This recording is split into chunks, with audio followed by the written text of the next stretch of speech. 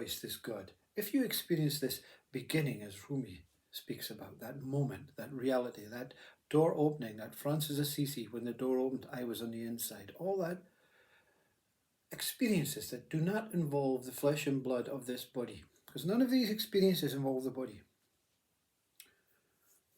It is all orchestrated by something within the body, whether it's the mind, whether it's the spirit, the soul, the consciousness. It's all orchestrated by something within the body, because the physical body plays no part in going through an open door and seeing another version of itself on the other side. It's all parables and word-based ways to describe that most ultimate and most intimate seeing.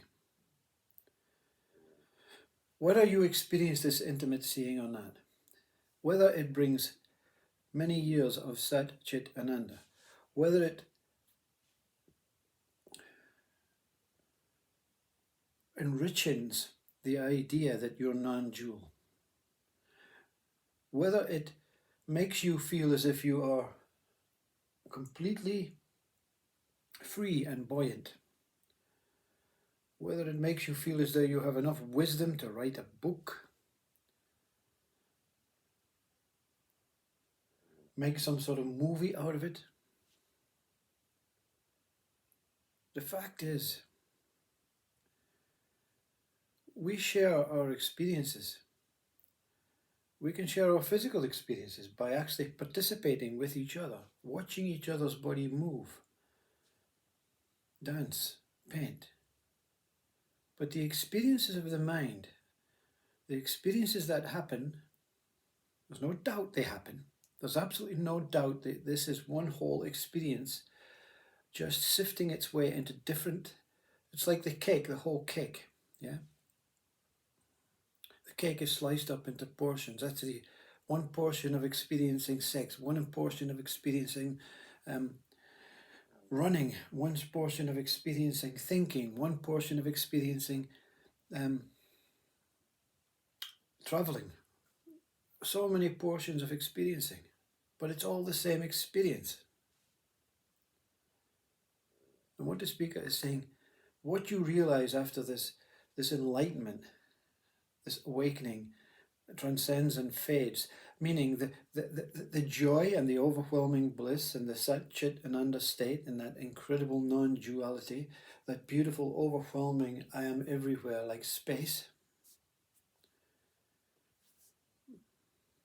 The people around you and the ego mind that will be reinstalled again, because you are surrounded by ego. We are absolutely confronted every moment of every day by ego, by questions. And that's no fault of anyone else, because each one is on their own journey, each one is on their own path. But when you're confronted by this ego, and this ego is reinstated, it's very important, because the ego then says, okay, yeah, now I'm back in, I must tell you what it's like. We can speak now openly, and we can speak without trying to manipulate one another. The ego says it's very simple. You're a body. You're appearing in a body. You're not appearing as a soul or as a spirit. That may be ideas, that may be happening. That may actually be happening. You're not experiencing as consciousness or non-duality or enlightenment.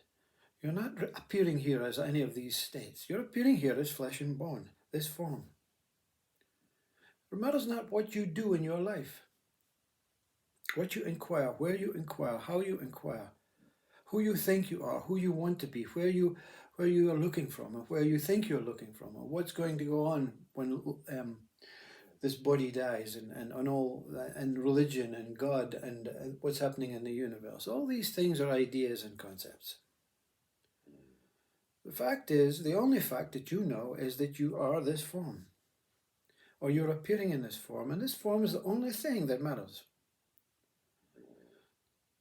When you taste enlightenment and you want this out of body, and you don't want to return to the form, if you didn't return to the form, you wouldn't be able to tell anyone about it.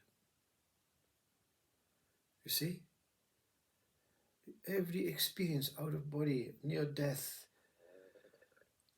visitation of God, visitation of spirit, visitation of soul, visitation of consciousness, visitation of Brahman, absolute, whatever it is, visitation of that most intimate, ultimate experience. When it leaves, which it leaves in the mind, you see, leaves a scar in the mind, kills the mind, destroys the mind, and then gives rebirth to the mind. Only difference is there's no scar. The ego is saying how it is. You're a very simple thing. You're a breathing entity. You're flesh and bones. At this moment, yes, you may be other things. Yes, these things will be important, but you chose to be here in this body, or something chose you to be here in this body.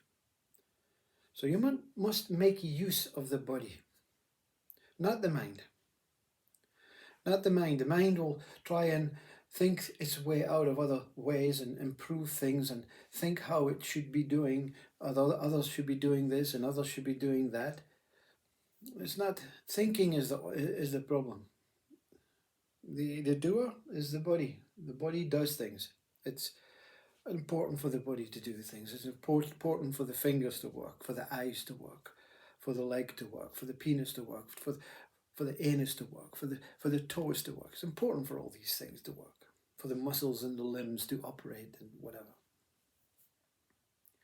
So you're now trying to advocate this reality that you are. But this reality as you are is of no interest. Meaning, it's okay, it's there. And the only benefit from experiencing this reality is there's no fear. You don't fear about anything other than this body. Nothing to fear, no God to fear, no devil to fear, no hell to fear, no heaven to fear, no end of life to fear. It's you can say to fear, whatever, a thing to fear, but it's a whole encompassing fear. You're still fearful if someone comes at you with a knife. Your body is precious. It's a tool. It's a gift. So the speakers of all those who experience this, including myself, all these great saints and sages, I'm not classifying myself as a saint or a sage because I'm refusing to fall into the trap of trying to convince you to do something that you're not ready to do, that you're not here to do possibly, that you don't want to do. Follow your religion, follow all the stuff that you think is important. Follow your mind to an extent. But you will continue to see the destruction of a planet, the destruction of human beings, bodies and forms, when we overthink, when we try and do too much guessing, assumption, that they're going to do this and we have to stop them. How do you know? I know, up here for thinking, down there for dancing. You dance. Dance and dance till the cows come home. Because that's what it's all about. Having a body, accepting the body, having faith and trust in the body. And the mind, suspect. All thinking minds suspect. So when you think something is going to happen and it hasn't happened, that's a thought that I need to just let go. And the ego will stand behind you chanting, yes, now we're one. Now we're one. We're not wanting anything more than we have. We're not needing anything more than we have. We're not wanting change in this world because it's impossible, because it's the thought I have to change. It's not the world I have to change, it's my thought that I have to change. Can I change it? No. So I'll let it go. See what comes next. Yeah? The mind is see what comes next. And whatever comes, let it go. The body, when it says, I want to walk, you must walk. When the body says, I want to sleep, you must sleep. When the body says it wants to have some sort of dance, some sort of participation in a creative way, you must obey the body. When the body says, I'm ill, you must give it sympathy. You must love it. And you must sit with it and trust it and have faith. Reality is absolute. Some of us are tortured into seeing it. Some of us are actually grateful for seeing it. Some of us use this seeing. Some of us try and share this seeing. Some of us try and project. Some of us try and encourage others to see the same as what this one saw. But you should never detract from the body. Your presence and your time here is limited because we have created time. The mind has created time. If mind had not created time, we wouldn't be seeking. We wouldn't be looking. We wouldn't be worrying, wondering what's going to come next. We wouldn't be saying we're going to begin and end. Life is infinite. You're infinite. The one inside is infinite. The body, it's not. So make good of this body. Reality is beyond I, but we have to live as a version of I, a very simple version of I. I exist. I'm grateful. I'm happy. I'm here. I am that